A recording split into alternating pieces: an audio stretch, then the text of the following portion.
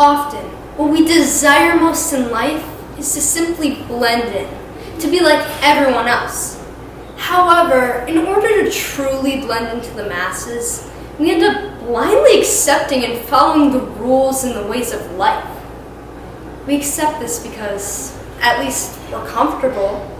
Speaker Lovey Ajayi challenged this notion, prompting us to be catalysts for change when she spoke at a TED convention in November of 2017, in her speech titled, "Getting Comfortable with Being Uncomfortable."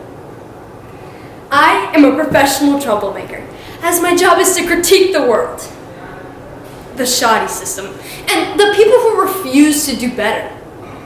I want to leave this world better than we found it, and how I choose to affect change is by speaking up, by being the first, and by being the domino.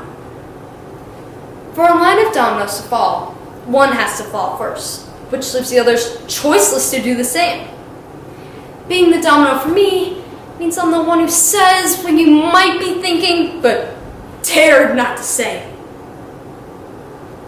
A lot of times, people think that the people who do this are fearless.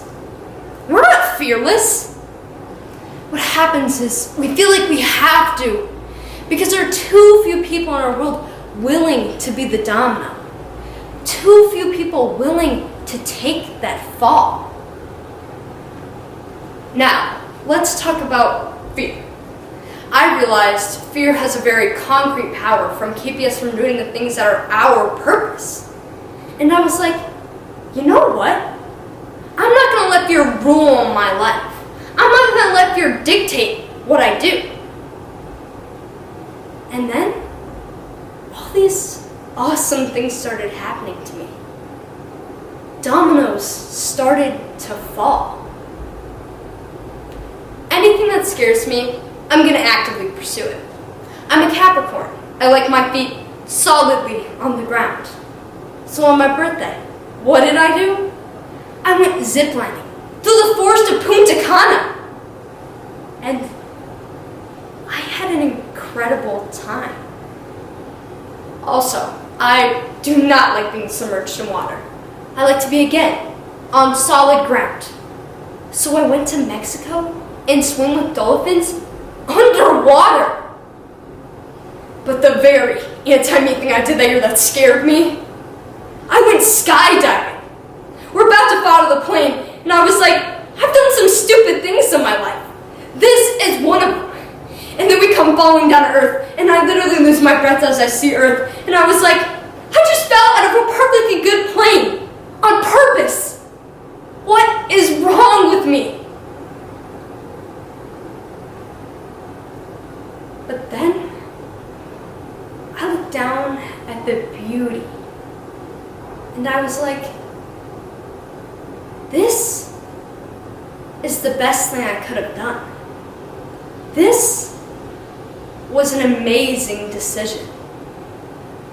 And I think about the times when I have to speak truth. It feels like I'm falling out of that plane. It feels like at that moment, I'm at the edge of that plane. And I'm like, you shouldn't do this. But then I do it anyway, because I realize I have to. Sitting at the edge of that plane and staying on that plane is a comfort to me. But comfort is overrated, because being quiet is comfortable. Keeping things the way they've been is comfortable. Comfort maintains the status quo, so we've got to get comfortable with being uncomfortable by speaking these hard truths when they're necessary. But people like me, the professional troublemakers, should not be the only ones who are committed to being these dominoes, who are always falling out of planes or being the first one to take this hit.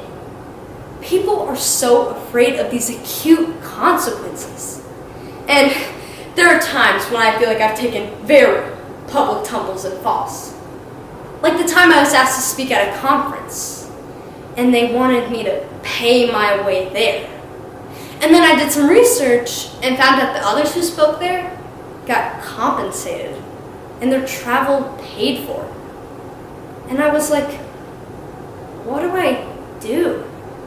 Because I knew if I spoke up about this publicly, I could face financial loss.